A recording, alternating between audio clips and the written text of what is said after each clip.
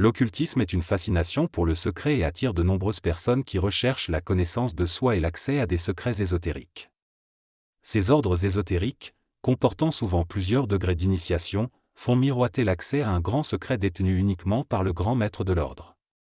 Cependant, il est décevant pour ceux qui ont investi temps et argent de ne pas avoir accès à ce secret ultime. Les ordres ésotériques semblent tous avoir un secret ultime, mais il est rarement révélé aux initiés. Il est souvent dit qu'il faut le trouver soi-même pour pouvoir accéder au pouvoir et influencer l'ordre. Cette fascination pour le secret dans les ordres ésotériques soulève des questionnements sur ce qu'ils ont vraiment à cacher et s'ils sont réellement sérieux dans leur démarche.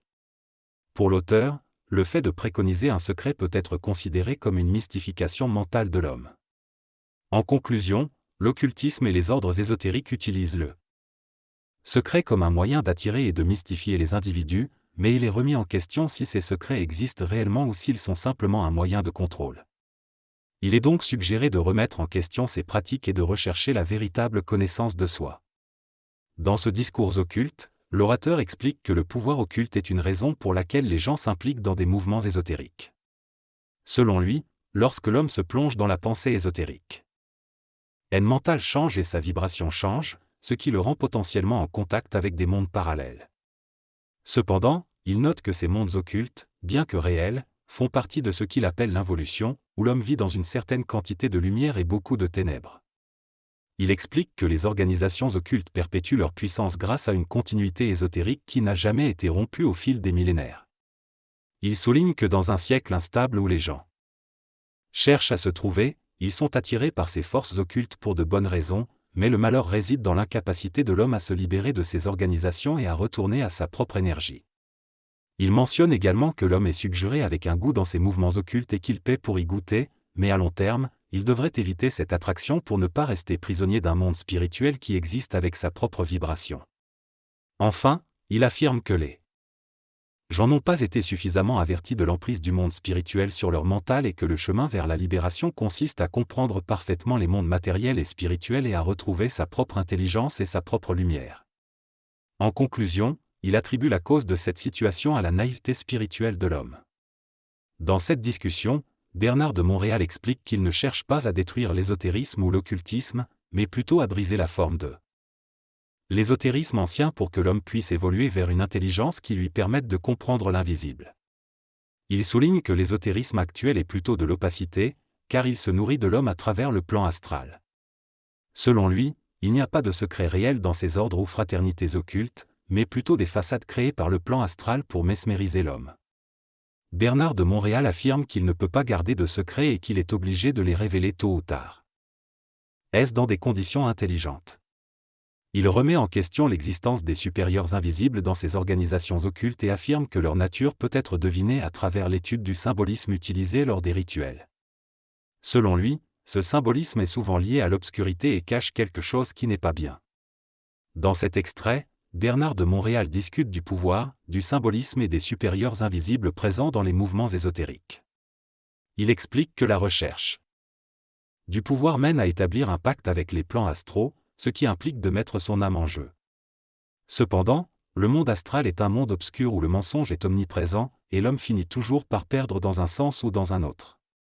Sur le plan ésotérique de l'astral, l'homme doit vibrer son mental en harmonie avec les symboles pour entrer en contact avec ce plan, mais il peut aussi être manipulé s'il est orgueilleux et recherche le pouvoir. De plus, Bernard de Montréal souligne que la recherche du pouvoir ne se limite pas aux hiérarchies noires, mais peut également exister dans les hiérarchies blanches. Finalement, il suggère que les supérieurs invisibles de ces mouvements ésotériques pourraient être les extraterrestres, et que ces mouvements sont potentiellement des recrues pour les forces qui cherchent à établir un gouvernement mondial. La polarisation de l'humanité est donc totale, et se reflète dans le mental humain.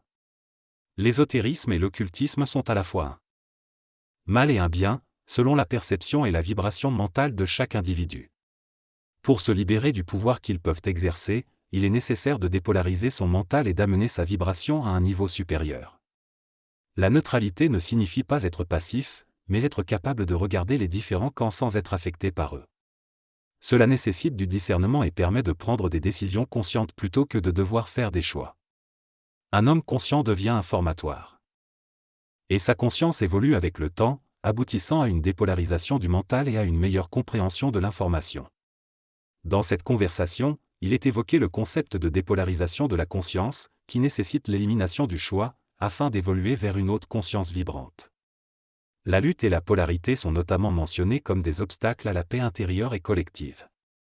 Cependant, pour ceux qui ne sont pas engagés dans la recherche de la vérité, un état d'apaisement peut être atteint selon les forces psychosociales qui conditionnent leur ego. Lorsque l'individu se lance dans la recherche et la définition de son être, il peut rencontrer la lutte intérieure. S'il parvient à dépasser la dualité entre le bien et le mal, il développera sa propre énergie créative et décisionnelle. La réincarnation est mentionnée comme une théorie qui ne sera plus sollicitée par celui qui atteint cet état. Par la suite, la conversation aborde la rumeur selon laquelle les extraterrestres considéreraient les humains comme une banque d'organes et utiliseraient leurs âmes pour animer leurs propres créatures. Cette idée est liée à la théorie de la réincarnation, qui est répandue en Inde et principalement au Tibet, anciennement associée à l'Agartha. La conversation suggère que ces extraterrestres seraient capables de manipuler l'âme humaine pour l'utiliser à des fins sombres. Dans ce dialogue entre l'intervieweur, FP, et le conférencier, Boulevard M, plusieurs idées importantes sont développées. Tout d'abord, on souligne le pouvoir de la parole de l'homme.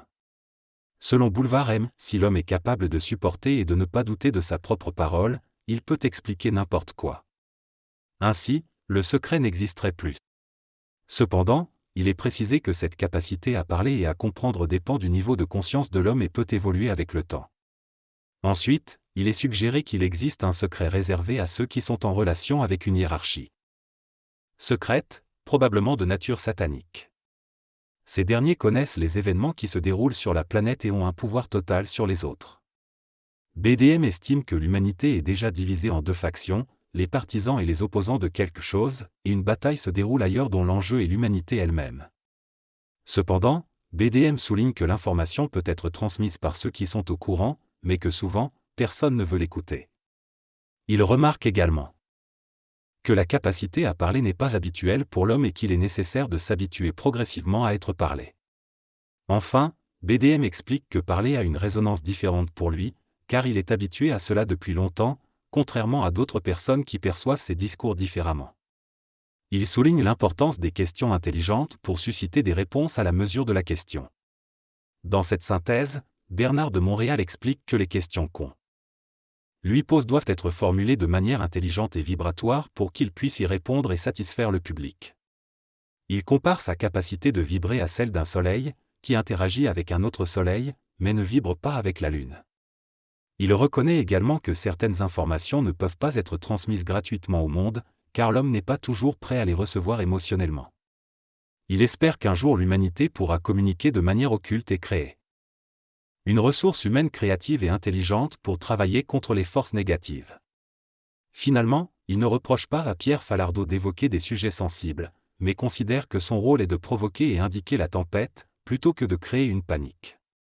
Dans cette conversation, Bernard de Montréal exprime sa gratitude envers Léon Peyote pour avoir su le faire parler créativement et de manière vibrante tout au long de leur collaboration.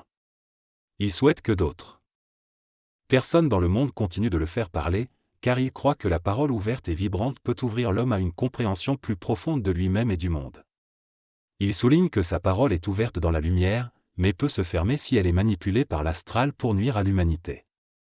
Léon fait également remarquer qu'il est intéressé à voir éclater la jeunesse du réel dans le monde, ce qui semble être un concept important dans leur travail. Bernard mentionne ensuite que le livre qu'il a écrit n'est pas le fruit d'une manipulation psychologique, mais plutôt une canalisation.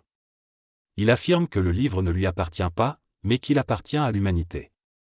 Il croit que lorsque l'homme aura suffisamment de conscience, il comprendra les secrets contenus dans le livre, au-delà de la forme et du mental. La conversation se termine par des remerciements et des applaudissements.